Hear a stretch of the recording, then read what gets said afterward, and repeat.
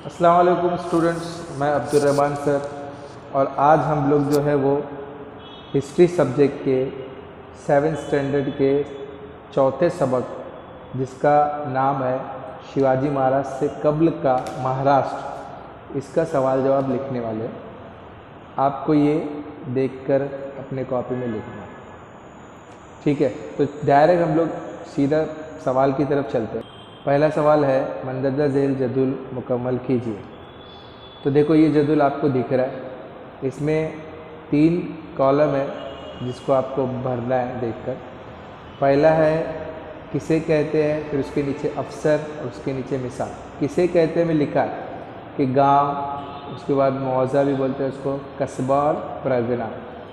तो किसे कहते हैं, गांव किसे कहते हैं। देखो गांव किसे कहते हैं का जवाब डायरेक्ट मैं इस पर लिख दिया हूँ, आप देख के लिख सकते हैं। छोटे देहात को, आप इतना ही लिखेंगे चलेगा। छोटे देहात को गांव कहते हैं या छोटे देहात गांव कहलाते हैं, इतना भी लिख सकते हैं। इसमें कम जगह है लेकिन आप अपनी कॉपी में थोड़ा स्पेस देकर लिखो।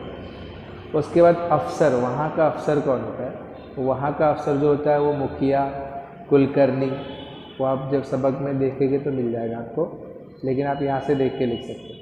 अब बोल रहा है कि मिसाल दो नीचे। तो मिसाल में आप लोग देख रहे हैं वाई कस्बे से छोटा सा गांव, वाई कस्बे में छोटा सा गांव, ये इसकी मिसाल है, गांव की मिसाल। अब देखो एक कस्बे की तरफ चलते हैं। तो कस्बे में यानी बड़े गांव को कस्बा कहा जाता है।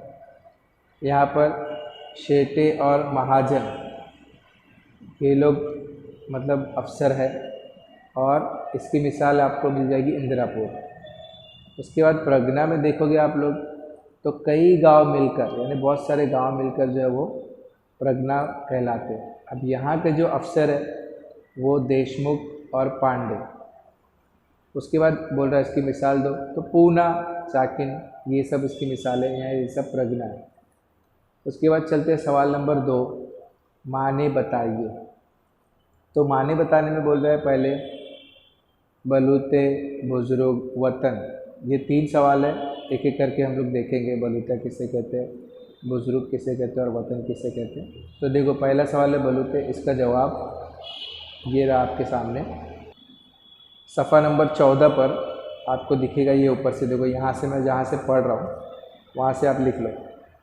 कारीगरों को खिदमात के एवज़ किसानों से अनाज की शक्ल में कुछ हिस्सा मिल जाता था। यानी वहाँ कोई कारीगर होते हैं, वो किसानों से पैसा नहीं, अनाज की सूरत में कुछ मिलता था, उससे बलूता कहते थे। ये 2 लाइन बस आपको यहाँ से यहाँ लिखना, ये बलूता का जवाब हो जाएगा। उसके बाद आपका दूसरा सवाल है, तो देखो ये बुजुर्ग जो वर्ड है इसका जवाब इधर पे है, ये रेड कलर में बॉक्स दिख रहा है आपका। असल गांव को बुजुर्ग कहते हैं, इसमें कहते हैं तो नहीं लिखा है लेकिन आपको यही लिखना है, असल गांव को बुजुर्ग कहते हैं, ठीक है। उसके बाद जो तीसरा सवाल है हमारा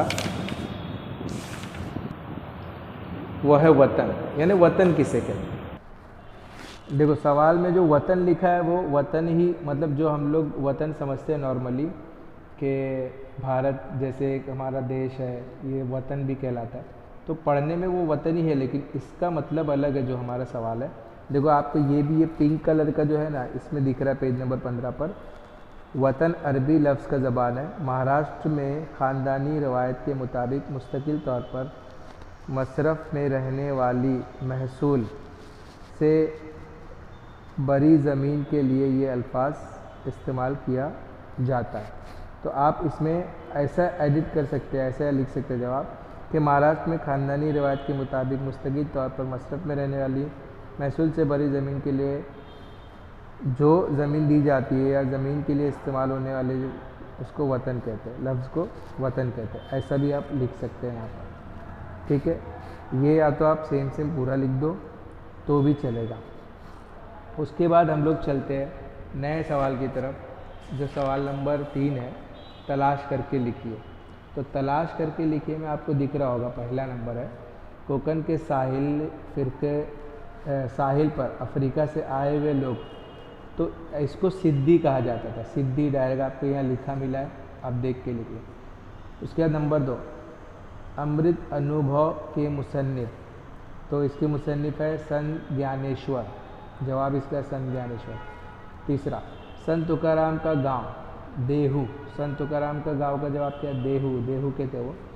उसके बाद है भारवड़ के तख्लीक़कार, तो उसका जवाब है संत एकनाथ। उसके बाद नंबर 5, जिस्मानी तवानाई की अहमियत को वाज़ह करने वाले, तो वह है सोयराबाई और मुक्ताबाई, ये दो है, सोयराबाई एंड मुक्ताबाई।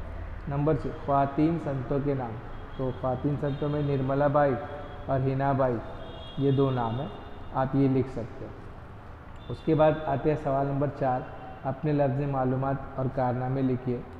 तो 4 सवाल है इसमें और इन चारों का जवाब हमारे बुक में है, तो हम देख के लिख सकते हैं। तो पहला है संत नामदेव, तो संत नामदेव का देखो आपको पेज नंबर 16 पर दिख रहा है, तो इसको आपको कहाँ से कहाँ तक लिखना है ये देख लो।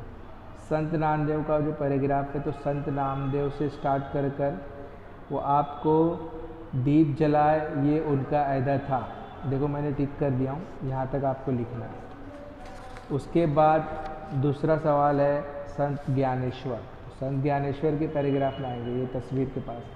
तो संत ज्ञानेश्वर में भी आपको क्या करना है, उसके पैराग्राफ जहाँ से स्टार्ट हो रहा है, संत ज्ञानेश्वर का शुमार वारकरी फ़िरके, यहाँ से लेकर अहमियत को वाज़ह किया, यहाँ तक आप लिख लेंगे।